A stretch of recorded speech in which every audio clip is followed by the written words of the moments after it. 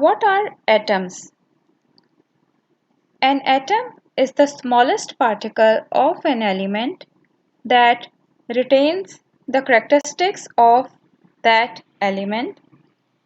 In other words, an element is a substance that is made entirely from one type of atom. According to classical Bohr model, atoms have a planetary type of structure that consists of a central nucleus surrounded by orbiting electrons as shown in this figure.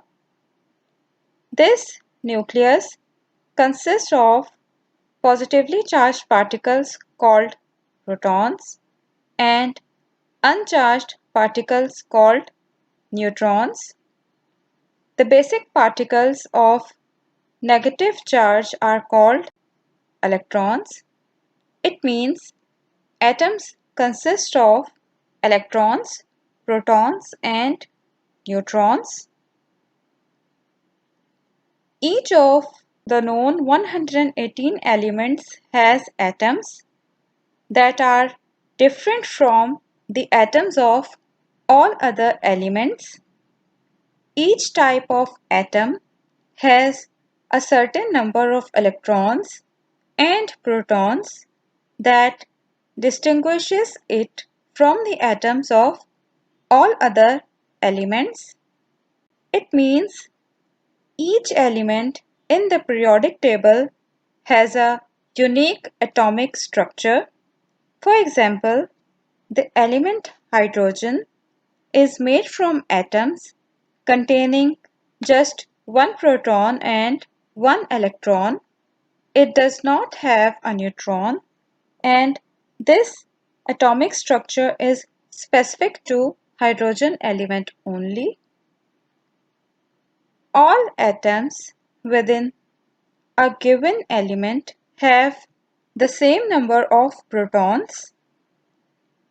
The atomic number equals the number of protons in the nucleus, which is same as the number of electrons in an electrically balanced, that is, neutral atom. Now we will understand the difference between valence electron and free electron. Electrons with the highest energy exist in the outermost shell of an atom and are relatively loosely bound to the atom. This outermost shell is known as the valence shell, and electrons in this shell are called valence electrons. These valence electrons contribute to chemical reactions and bonding within the structure of a material and determine its electrical properties.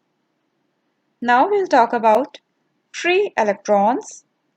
If a valence electron acquires a sufficient amount of energy, which is called ionization energy, it can actually escape from the outer shell and the atom's influence.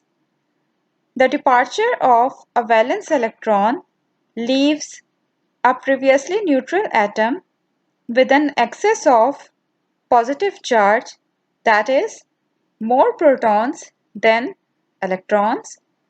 The process of losing a valence electron is known as ionization, and the resulting positively charged atom is called a positive ion, and this escaped valence electron is called a free electron.